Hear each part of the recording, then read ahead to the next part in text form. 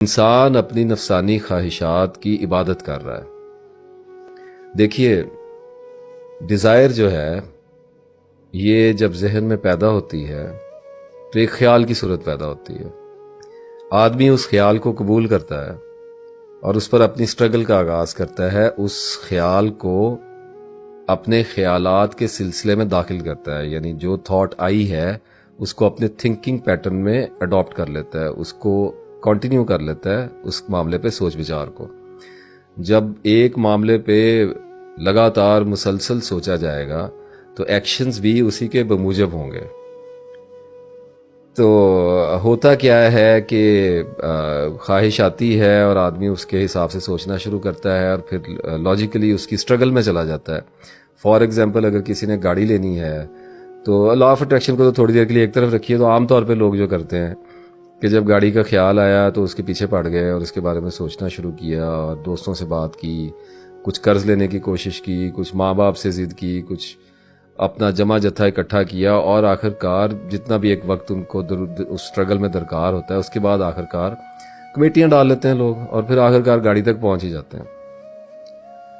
تو دیکھیے، اس میں حرج کوئی نہیں ہے، لیکن چونکہ ہماری بات کا سارا مقصد اللہ کی طرف ہی جاتا ہے اور انسان کی آخرت میں نجات کی طرف ہی جاتا ہے، تو ہم ہر معاملے میں بیلنس کو ڈھونڈنے کی کوشش کرتے ہیں اور ہر معاملے کی انکوائری کرنے کی کوشش کرتے ہیں۔ ایموشنز کو، اپنی ذاتی پسند ناپسند کو ایک طرف رکھتے ہوئے ہم اس بات کو انڈرسٹینڈ کرنے کی کوشش کیا کرتے ہیں کہ اس معاملے کے اگر سائیڈ ایفیکٹ آئیں، کہ اگر میں گاڑی کے بارے میں سوچنا شروع کروں اور میں اس طرف موو کرنا شروع کروں تو کیا میں گاڑی کو حاصل کر لوں گا؟ تو مجھے اللہ تعالیٰ نے دو باتیں سمجھائیں، بڑی سادہ سی باتیں تھیں وہ۔ اس میں پہلی بات تو یہ تھی کہ بھئی اگر تو کوشش کرے گا تو الا ما سا، اس کے علاوہ انسان کے پاس وہی ہے اس کے لیے جو اس نے کوشش کی ہے، تو کوشش کرے گا، کرتا رہے گا تو آخر کار پہنچ ہی جائے گا، کیونکہ دنیا ایفرٹس کے تھرو ہی ہے، سارا اسباب کی دنیا آپ کو پتہ ہے۔ جب آپ کچھ کرتے ہیں تو آگے سے بھی کچھ ہوتا ہے، حرکت ہوتی ہے، جواب آتا ہے، ایکشن کا ریئیکشن ہوتا ہے، تو بڑی سمپل فنونیما ہے۔ لیکن دوسری بات اللہ نے مجھے بڑی ایک اور طرح کی بتائی۔ وہ بات یہ تھی کہ اگر تو اس خواہش کے پیچھے بھاگے گا تو اس خواہش پر تیرا ٹائم انویسٹ ہوگا۔ ایفرٹس کرنے کا مطلب اپنا ٹائم انویسٹ کرنا ہے۔ تو اب ٹائم جب انویسٹ کرنا شروع کریں گے تو ظاہر ہے اپنی پرائرٹیز کو پسے پش ڈال کے، ظاہری بات ہے، اپنے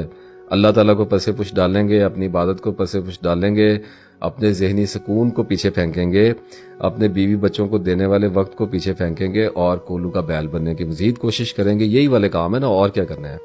یعنی کہ میری بات پر غور کیجئے گا، جب خیال ہمارے ذہن میں اترتا ہے تو وہ اللہ تعالیٰ نے فرما دیا قرآن پاک میں کہ فَأَلْهَمَهَا فُجُورَهَا وَتَقْوَاهَا، کہ ہم نے الہام کیے ہیں تم پر اچھے اور برے خیالات، obviously آزمائش کے لیے، ٹیسٹ کرنے کے لیے۔ تو اب جب خیال آئے گا مائنڈ میں تو ٹیسٹ کیا جائے گا کہ اس کو یہ خیال دے کے چیک کرتے ہیں کہ کیا کرتا ہے۔ اب خیال آئے گا کسی محرک کی وجہ سے، کسی سٹیمولس کی وجہ سے، obviously میرا مطلب ہے کسی ریزن کی وجہ سے، کسی لاجک کی وجہ سے، دیکھنے میں ایسے لگے گا جیسے ریشنل ہے، جیسے لاجیکل ہے، آنا بنتا تھا اس خیال کا۔ تو ہمارا ایک پرابلم یہ ہے کہ ہمارے مائنڈ کوائٹ نہیں ہوتے ہیں، ہمارے مائنڈ انگیجمنٹ میں بہت زیادہ ہوتے ہیں، ہمارے پاس تھاٹس کا سٹارمنگ بہت زیادہ ہوتی ہے، اور اس کی وجہ سے اکثر لوگ تسبیح بھی کام ہی کرتے ہیں۔ تو ہم جب ہمارے ہاں خیال اترتا ہے، ہمارے ذہن کی سرزمین پہ جب خیال نازل ہوتا ہے تو یہ ایک برق کی طرح ہوتا ہے، ایک بجلی کی طرح نازل ہوتا ہے، ایک سپارک ہوتا ہے، چشمے زدن میں ایک کوندا لپکتا ہے خیال کا۔ اب ہم اس کو پکڑ نہیں پاتے، اور اتنی دیر میں وہ ہماری جبلوں تک کے حوالے ہو جاتا ہے، جبلت سے نکلتا ہے، ہمارے انسٹیٹیوشن کے حوالے ہو جاتا ہے، ہمارے سینسرز کے حوالے، یہ اتنا تیزی سے ہوتا ہے سارا کچھ کہ ہم چشمے زدن میں اس خیال کے حوالے ہو جاتے ہیں اور اس میں گم ہو جاتے ہیں، اور تھاٹ تھنکنگ میں کنورٹ ہو جاتی ہے۔ تو آیا گاڑی کا خیال، کیوں آیا بھائی؟ کس لیے آیا ہے؟ ریزن کیا ہے؟ تو ایسا کچھ خیال ہوگا کہ میرے بچے گاڑی میں بیٹھے ہیں اور میری بیوی گاڑی میں بیٹھے، میں اپنے ماں باپ کو گاڑی میں بٹھاؤں، یا مجھے سفر کرنا پڑتا ہے، میرا کام بہت زیادہ ہے، ایسی کسی ایک ضرورت کی بنیاد پہ آئے گا، خیال سوچا، آدمی نے اس کو اڈاپٹ کیا اور اس کو لے کے چلا۔ اب اس پہ کچھ دن غور و فکر کرے گا، اپنے قریبی لوگوں سے مشورہ کرے گا، یہ ایک نارمل سا پروسیجر ہے جو مزاجوں کے فرق کے ساتھ تھوڑا یا زیادہ کچھ دیر، بہت زیادہ دیر سب میں چلتا ہے، کوئی ریلکٹنٹ ہوتا ہے، کوئی جلدی ڈیسیژن کرتا ہے، کوئی جذباتی ہوتا ہے، آنن فانن ڈیسیژن کرنے والے بھی لوگ ہیں، سوچتے رہتے ہیں، کوئی سوچ کے کر ہی نہیں پاتے، تو مختلف طرح کی آزمائشیں پیدا ہو جاتی ہیں اس سے۔ تو بہرحال اس خیال کو اڈاپٹ کرے گا، مشورہ کرے گا، دیکھے گا، بھالے گا، سوچے گا، اور اس کے بعد غلطی کرے گا۔ کہاں پر غلطی کرے گا؟ اپنی عقل کو استعمال کرنے میں غلطی کرے گا، صبر کا دامن چھوڑے گا، توکل کا دامن چھوڑے گا، تقوی کا دامن چھوڑے گا، حلال رزق کا دامن چھوڑے گا، اپنے چادر کا دامن چھوڑے گا کہ میری چادر کتنی ہے، میں نے پھیلانی کتنی ہے، یہ نہیں دیکھے گا کہ اس گاڑی کو لینے سے میرے بجٹ پہ کیا اثر ہے۔ تو ایک طویل سلسلہ ہے ممکنات کا، اور ان ممکنات کے سامنے مزاج مد مقابل ہے۔ اپج ایک لفظ استعمال کیا جاتا ہے، اب آئی کوڈنٹ ریممبر کہ اپج کا مطلب انگریزی میں کیا، اور کچھ لفظ اردو کے اتنے مشکل ہوتے ہیں کہ سمجھ نہیں آتا کہ مزاج کی ایک، آپ یوں سمجھ لیجئے کہ مزاج کی ایک مصیبت ہے کہ کچھ لوگ اب ایسے ہیں جیسے جذباتی لوگ ہیں، جلد باز ہیں، جلدی فیصلہ کرنے والے لوگ ہیں، تو وہ ان ممکنات کو، ان پاسبلٹیز کو، ان امکانات کو، جو حقائق کو جسے کہہ سکتے ہیں، ان کو نظر انداز کریں گے اپنی پسند اور ناپسند پر۔ کچھ حد تک تو ہم سب کے اندر یہ خامی پائی جاتی ہے، انسان اپنے مزاج کا قیدی ہے، یعنی کہ اپنی عادتوں کا غلام ہوتا ہے، اور اپنی پسند ناپسند کو فوقیت دیتا ہے، اور خود سے ہمیشہ ہمدردی رکھتا ہے۔ اس کے علاوہ تو ہماری کوئی حقیقت نہیں ہے۔ لیکن علم کی مسلسل فراہمی سے عقل اگر درست ہوتی چلی جائے تو آدمی اپنی جبلیات کو اعتدال پر لانے میں کامیاب بھی ہوا کرتا ہے، ہمیشہ کے لیے نہ صحیح لیکن اکثر اوقات کامیاب ہوا کرتا ہے۔ اب جب اس کو یہ طلب تنگ کرے گی، تو اب میں جب آپ سے بات کر رہا ہوں تو آپ اپنے مزاجوں کو سامنے رکھیے گا کہ آپ کے ساتھ اس میں سے کیا کیا ہوتا ہے۔ تو ہوگا یہ کہ اگر تو اپنی پسند ناپسند کو فوقیت نہیں دے گا، اگر تو عقل درست ہے تو کیا کرے گا، امکانات کا جائزہ لے گا اور رکے گا، اور یہ سوچے گا کہ ابھی میرے لیے مناسب وقت نہیں ہے۔ اگر پیسے ہوں گے زیادہ تو لے لے گا، حرج والی بات کوئی نہیں ہے، دانش مندی کا فیصلہ ہے۔ لیکن اگر جو حقائق ہیں وہ فیور میں نہیں ہیں، کہیں نہ کہیں سے ڈیمیج آ سکتا ہے۔ فار ایگزامپل، تنخواہ اتنی نہیں ہے، مالی حالات ایسے نہیں ہیں، ضرورت نہیں ہے گاڑی لینے کی، بہت سارے ایسے فیکٹرز ہیں جن کا انسان انالیسس کرتا ہے، ان میں سے کسی کو اگنور کیا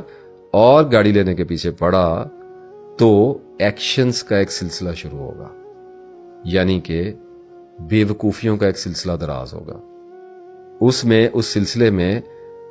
آدمی آہستہ آہستہ خود کو جنون میں جاتا ہوا دیکھے گا کہ نہیں، ہر حال میں لینی ہے، مجھے ضرورت ہے، کوئی بات نہیں، میں بعد میں نبڑ لوں گا۔ آپ لوگوں میں سے بہت سارے لوگ ہیں جن کے ساتھ یہ سارا کچھ ہوتا ہوگا، اور پھر گاڑی تک پہنچنے کی کوشش کرتا ہے۔ تو بہت سے لوگوں کا حق بھی مارتا ہے، بہت سے لوگوں کے جذبات کی پامالی بھی کرتا ہے۔ اب جیسے کوئی بچہ ہے، ہم سب یہ باتیں جانتے ہیں، لیکن چونکہ تفصیل سے سمجھانی ہوتی ہے تو کھولنی پڑتی ہیں۔ اب 20-22 سال کا بچہ ہے، گاڑی کے لیے ضد کر گیا، باپ کے پاس پیسے نہیں ہیں تو ماں کے ذریعے دباؤ ڈالے گا، تو آدمی چونکہ چلاک بہت ہوتا ہے اپنے دلائل کے اوپر، تو کنونس کر لیتا ہے، تو پھر آخرکار باپ کہیں سے ادھار پکڑے کچھ نہ کچھ کر کے۔ تو اس کا مطلب ہے کہ ڈیزائر ڈیمیج کر رہی ہے۔ جو وقت سوچ و بچار میں لگنا تھا، جو وقت اپنے نفس کی اصلاح میں لگنا تھا، جو وقت اپنے کردار کی بہتری میں لگنا تھا، جو وقت اپنے اور اپنے اہل و عیال کے لیے اچھی روزی کمانے میں لگنا تھا، اپنے فیوچر کی اسٹریٹجی کو بہتر کرنے کے لیے لگنا تھا، میانہ روی ایک عادی معیشت ہے، آپ صلی اللہ علیہ وسلم نے فرمایا، تو وہ تو ضائع ہو گیا وقت۔ اب وقت ضائع ہونے کا بھی دکھ نہیں ہے، مسئلہ اصل میں یہ پڑتا ہے، جس کی طرف اس وقت توجہ دلانا مقصود ہے، کہ انسان انجانے میں لاشعوری طور پہ اپنی خواہش کی پوجا میں مصروف ہو جاتا ہے۔ اس کا پرائمری فوکس اللہ سے ہٹ کر اپنی ڈیزائر کے بت پر مرکوز ہو جاتا ہے، یعنی کہ اپنے نفس کی عبادت میں مصروف ہو گیا انسان۔ کیونکہ خواہش تو نفس کی ہے.